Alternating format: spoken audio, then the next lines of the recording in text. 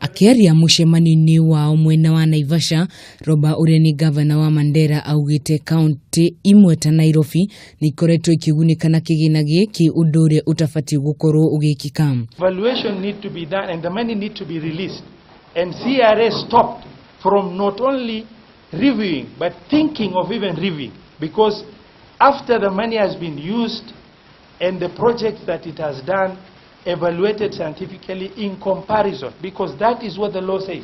Roba niongereirie ati gatiba ni tarĩirie wega uria kigina giki gibatie kugayanwo na kuga minista wa kigina ni atiganĩirie na akaga kukuruhania magavana itu-ini rĩrĩ.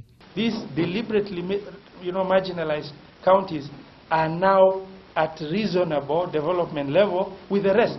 Then we can review. Otherwise, if that state has not been determined, the law has envisaged that an extension be done for that to continue. If you look at the level of marginalization for those years, the very many years, it's not enough in the first place. There is a reason why 14 counties were singled out. That 15%, where are you taking it?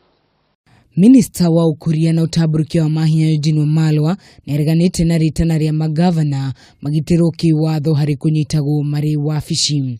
As we deal with corruption at the national level, we must be able to deal with corruption in the counties. And I want to thank the governors who have all committed that they will also lead from the front. It's not a fight that we can leave to the president alone. Waswahili wanasema kidole kimoja hakiui chawa. Haduini Hakameme TV, jitagwo wahu wagoge.